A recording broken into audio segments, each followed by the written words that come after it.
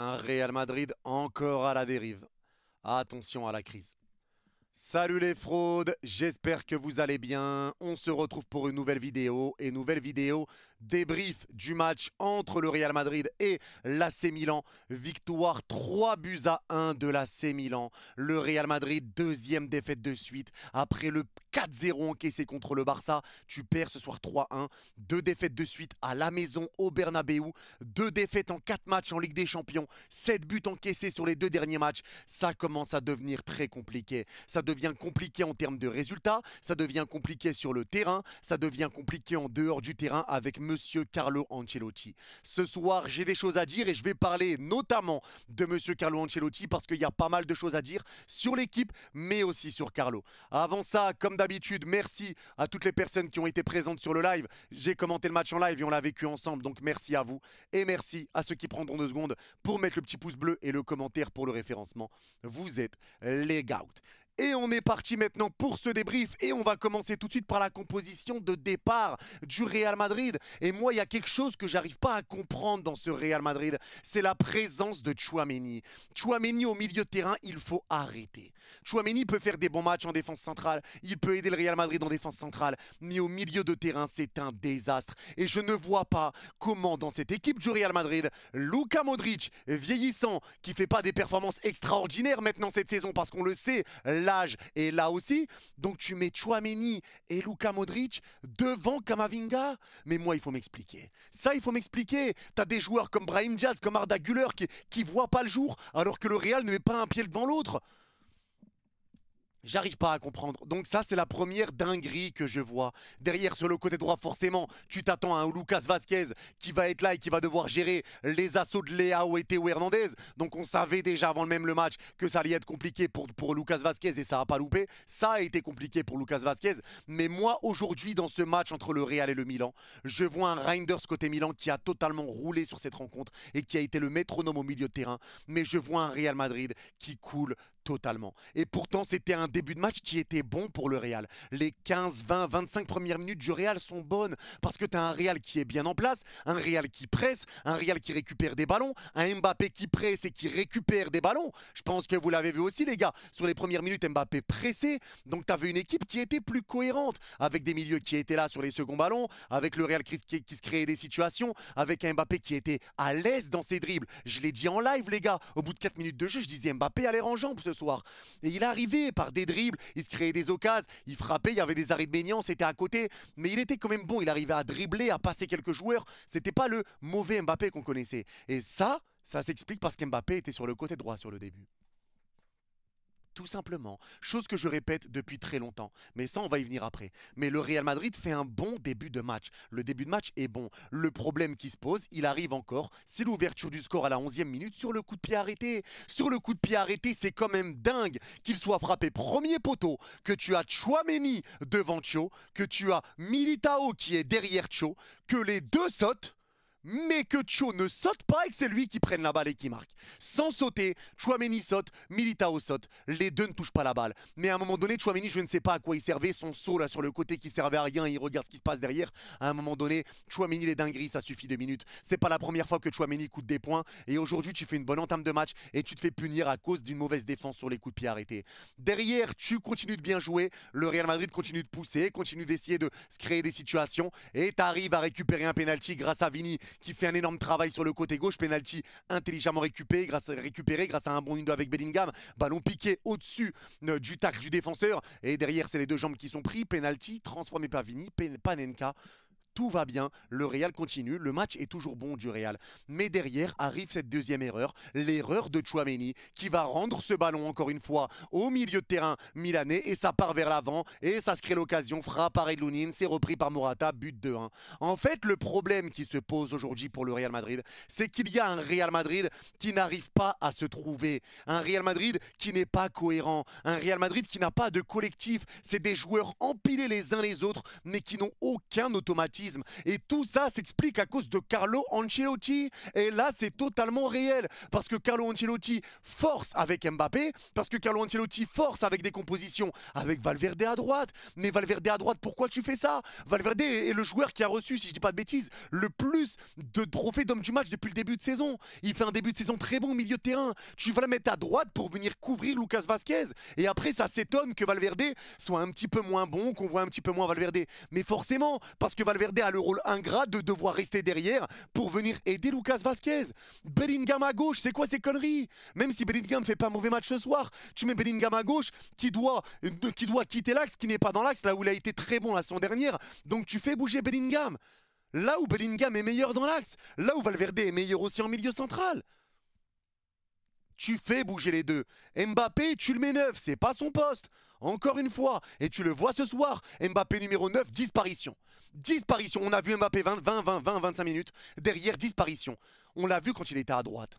Quand Mbappé a été dangereux ce soir, c'est quand il était à droite. Je le répète encore, Carlo Ancelotti doit tester de mettre Mbappé à droite avec Rodrigo devant. Il faut arrêter d'empiler les joueurs comme ça, sans raison, parce que Rodrigo est mis sur le banc, alors qu'il ne mérite pas d'être sur le banc. Parce que Rodrigo fait une entrée très bonne, il ramène des situations, il ramène du danger, il arrive à se créer des occasions. Et l'autre raison pour laquelle tu ne peux pas mettre Mbappé numéro 9, c'est tout simplement parce que Mbappé, Vini, ça ne marche pas. Ça ne marche pas. Tu brides les deux. Mbappé, tu le brides dans ce rôle de numéro 9. Mets-le à droite, ça va mieux se passer. Comme ça, tu vas l'écarter de Vinicius. Parce que Vini a besoin d'un vrai numéro 9 à côté de lui. Et aujourd'hui, Villiers bridé par Mbappé parce que chaque passe que Vini voulait donner, ça a été intercepté pour Mbappé. Chaque fois, ça a été intercepté. Les passes pour Vini, de Vini pour Mbappé n'arrivent pas. Les passes de Mbappé pour Vini n'arrivent pas. C'est intercepté tout le temps. Il n'arrive pas à se trouver. Il faut quelqu'un entre les deux. Tout simplement, il faut mettre quelqu'un entre ces deux joueurs. Et pourquoi pas Rodrigo ou pourquoi pas Bellingham de temps en temps qui va jouer comme l'année dernière entre les deux joueurs en faux numéro 9, etc. Je pense que c'est ce qu'il y a de mieux à faire. Mais là, le problème, c'est que Carlo Ancelotti met des joueurs à des postes qui brident tout le monde. Tu brides Bellingham. Tu mets pas Camavinga qui pour moi est titulaire indiscutable dans ce milieu de terrain du Real Madrid. Tu mets Tchouaméni qui pue la merde. Tu mets Valverde qui doit couvrir sur les côtés et qui peut pas jouer son rôle. Donc tu brides Valverde. Tu brides Vinicius. Tu brides Mbappé. Tu brides tout le monde. Donc qu'est-ce que tu veux attendre de tout ça? Tu n'exploites même pas le plein potentiel de tous tes joueurs. Donc c'est ce qui fait que ça donne cette bouillie aujourd'hui. Le responsable pour moi est Carlo Ancelotti. Tu mets Tchouaméni qui te coûte 2 buts ce soir. 2 buts. Tchouaméni coûte 2 buts. Je le répète encore une fois, Tchouaméni n'a rien à faire au Real Madrid. Tchouaméni n'est pas le joueur dont le Real Madrid a besoin. Je le répète encore une fois. Et le pire, c'est l'attitude qu'a eu Tchouaméni. Sur sa passe ratée, il lève les bras. Oh, oh, oh. Mais c'est toi le problème. Le problème, c'est toi. Remets-toi en question un petit peu aussi. Parce que le problème, c'est toi. Levez les bras parce que le ballon est rendu, c'est toi qui l'as rendu au Milan. C'est toi qui l'as rendu au Milan. Mais derrière, c'est pareil. Défensivement, il n'y a rien. Sur les premières minutes, tu vois un Real qui domine. Mais derrière, quand le Milan a des situations, Lucas Vazquez se fait éteindre par Leao. Et encore heureux que Leao ratait des contrôles, etc. Qu'il avait un peu de déchets. Mais tu te fais éteindre par Leao. Tu te fais éteindre par Théo Hernandez. Tu as une défense centrale qui est immobile, qui regarde, qui est statique, qui n'apporte rien. La défense ne sert à rien. C'est terrifiant à quel point cette défense se fait passer normalement. Parce que dès que le Milan a la balle et est implanté dans la moitié de terrain madrilène, eh ben, le Real Madrid recule et le Real Madrid est aligné. Mais ils font rien. Il n'y a pas de pressing, il n'y a pas d'envie. C'est juste des joueurs placés. Et ça regarde ce qui se passe. Sur le deuxième but, sur Leao qui arrive à se retourner, qui frappe, c'est arrêté par Lounine. J'ai vu certains en vouloir à Lounine, mais je vois pas comment il peut capter ce ballon. J'ai entendu dire des gens, ouais, il faut qu'il capte le ballon. Mais pour moi, non. Leao se retourne, il frappe Lounine la boxe en se jetant très vite par terre. Le ballon reste et t'as tous les joueurs du Real dans la surface qui sont là à regarder, hein, pendant que Morata court. Voilà. En gros, ils sont tous arrêtés et il se passe ça. Morata qui passe devant eux et qui pousse le ballon au fond. Mais courez vers le ballon. Soyez normaux. Soyez normaux. Donc aujourd'hui, tu as un Real Madrid qui n'arrive pas à se trouver offensivement. Et encore une fois, je ne vais pas dire c'est de la faute de Kylian, c'est de la faute de je ne sais quoi. Tu as des joueurs qui se ressemblent. Et tu forces peut-être trop avec Mbappé. Mais aujourd'hui, sur les premières minutes, etc., et même sur la fin de match, j'ai vu Mbappé qui se créait des occasions. Un Mbappé qui a quand même ramené du danger. Le problème, c'est que l'animation offensive avec Mbappé, donc Vini, Mbappé, ça ne marche pas. Donc pourquoi tu n'essayes pas de mettre Mbappé à droite? Parce qu'il fait des bons matchs quand il est sur le côté droit. Mbappé, le problème qu'il a rencontré aujourd'hui, encore une fois, c'est sa finition. Et ça, il faut régler ce problème. Parce qu'Mbappé a eu des occasions, Mbappé a eu des situations. Mais le problème, c'est qu'il ne les met pas. Donc si tu ne les mets pas, qu'est-ce que tu veux faire? Là, moi, c'est le gros problème que j'ai à reprocher à Mbappé. Le deuxième problème, c'est sa défense. Parce qu'Mbappé ne presse pas. Et on l'a vu sur les débuts du match, quand il a pressé, il a récupéré un ballon instantanément. Et ça soulage les autres joueurs. Parce que si Mbappé ne vient pas presser, les joueurs milanais sont tranquilles. Et ce qui fait que ça donne encore un autre boulot à Valverde. En plus de devoir aider Lucas Vazquez, il doit aussi mettre la pression sur le porteur de balle. Donc Valverde se retrouve avec une charge de taf monumentale. Je ne sais pas si on se rend compte que pour ceux qui vont dire ouais, Valverde, on le voit moins. Mais parce que Valverde a un taf de merde. Valverde a un taf de merde. T'as que des joueurs bridés. On parle du départ de Toni Kroos, etc. Mais le problème, c'est que les joueurs sont bridés du Real Madrid par Carlo Ancelotti et par les joueurs qui font pas les efforts.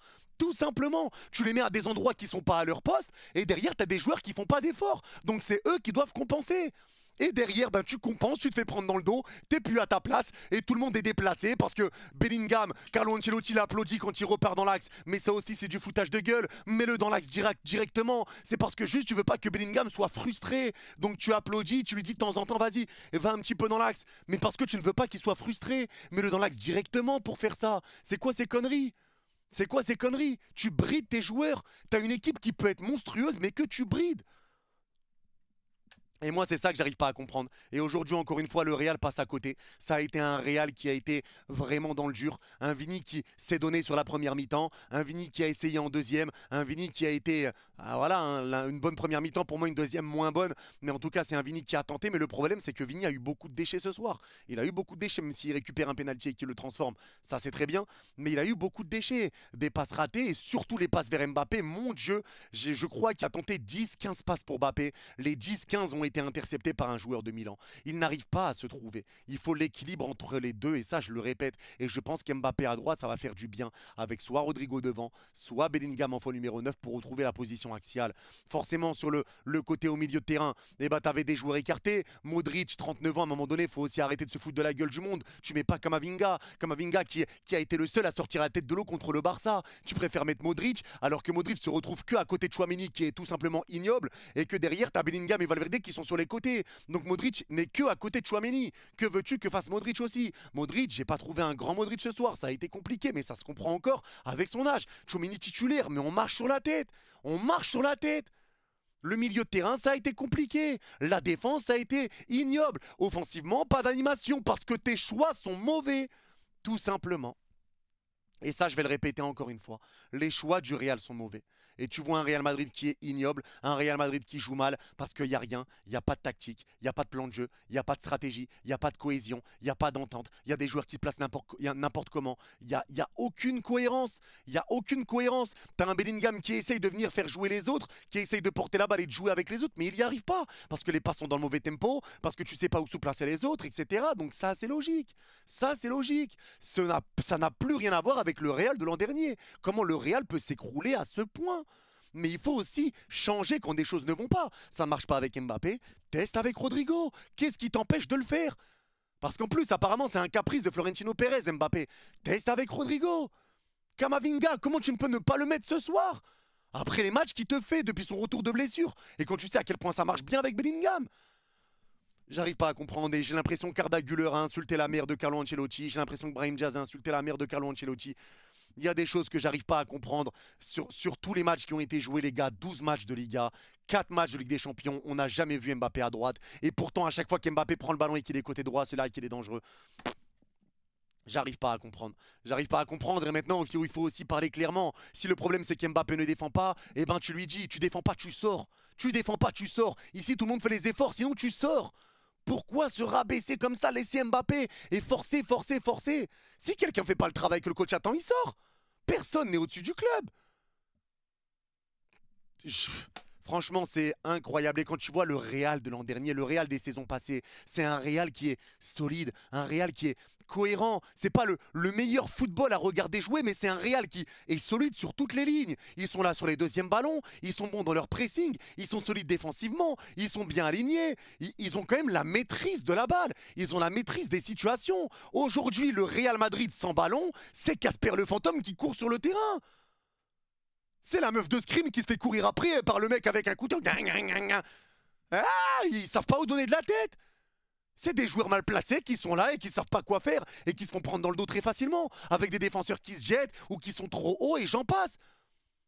Et derrière, forcément, tu es mené au score. Donc, qu'est-ce que tu dois faire? Comme contre le Barça, tu dois te découvrir. Et quand tu te découvres, l'AC Milan reste bas. Ils attendent que tu sortes, que tu te découvres. Et forcément, en restant bas, tu n'arrives pas à marquer parce que ton animation offensive n'est pas bonne, même si tu as eu des occasions. Mais l'animation offensive n'est pas bonne, tu as du mal à te trouver. Donc, tu n'arrives pas à marquer. Derrière, tu laisses de l'espace dans ton dos. Et c'est terminé. Reinders va te mettre le troisième but.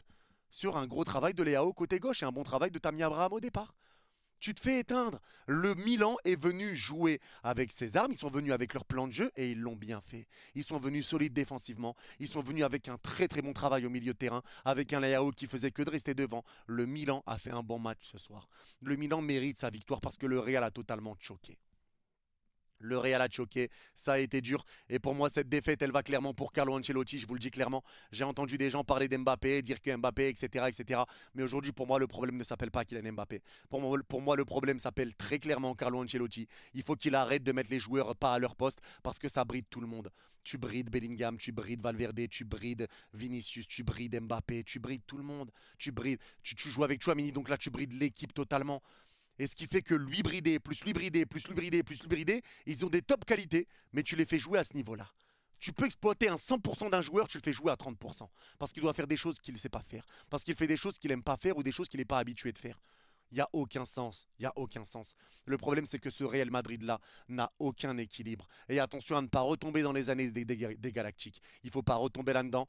Il faut vraiment réfléchir à une situation, trouver les meilleurs choix. Et s'il faut mettre certains joueurs sur le banc, les mettre. Il ne faut pas avoir peur de mettre des joueurs sur le banc. Il faut tester des choses, tester des options. Parce que j'ai l'impression qu'il ne teste rien. Il met juste Bellingham à gauche, Valverde à droite et on essaye en 4-4-2 avec Vini Mbappé devant. Et à un moment, ça va fonctionner. Mais c'est pas comme ça que ça marche. À un moment donné, il faut changer le dispositif. Passer en 4-3-3, tenter Mbappé à droite, tenter Mbappé sur le banc avec Rodrigo titulaire, tenter de remettre Bellingham numéro 10. Tenter des choses logiques. Juste tenter des choses logiques. Mais aujourd'hui, le Real Madrid, ça a totalement sombré. Et c'est bizarre parce que je répète que le début de match, pour moi, était très bon du Real. Il faisait vraiment une bonne entame. Mais derrière, ça a chuté avec Ferland Mendy qui a été ignoble. La défense centrale, Militao, Rudiger qui a été ignoble. Vasquez, ça passait comme dans du beurre dans son dos. Mais ça, on s'y attendait, ça a été ignoble. Valverde bridé, Bellingham bridé, Tchouaméni dégueulasse au possible. Ignoblissime, les deux buts sont de sa faute. Et aujourd'hui, encore une fois, tu prends 3 buts. 3 buts encaissés, mais 3 buts sur 2 erreurs. 2 erreurs que tu as commis sur le coup de pied arrêté et sur la passe de Tchouaméni, donc 2 erreurs de Tchouaméni. Et sur le troisième but, parce que tu t'es découvert, parce que tu devais absolument marquer pour aller égaliser. Donc encore une fois, des choses à régler pour le Real Madrid. Mais c'est vrai que là, ça va être compliqué. Surtout que le prochain match, c'est un déplacement à Liverpool qui vient encore de tabasser le Bayer Leverkusen 4-0. Ils sont leaders du championnat en Ligue des Champions. Ils sont leaders en Première Ligue. Liverpool fait un début de saison tonitruant. Tu vas aller les affronter à Anfield. Si tu gagnes pas en plus, là, ça peut déjà être compliqué. Parce que derrière, tu vas aller te déplacer à l'Atalanta Bergame. Et l'Atalanta Bergame fait également un gros début de saison. Ils sont très à l'aise. Donc là, le Real est déjà dos au mur. Tu as 6 points, donc ça va. Mais attention quand même à ce qui va se passer derrière. Mais c'est vrai que là, ça commence à puer pour le Real. Et si tu te réveilles pas très très vite, tu vas rentrer en crise. Voire pour certains, vous y êtes déjà. En tout cas, c'est tout pour ces débriefs. N'hésitez pas à me dire en commentaire si vous êtes d'accord ou pas d'accord avec moi. Et pour ceux qui ont regardé ce débrief jusqu'à la fin, n'hésitez pas à mettre c'est compliqué en commentaire et je comprendrai que vous avez vu ce débrief jusqu'à la fin. Prenez soin de vous. Vous êtes les gouts. Bye bye.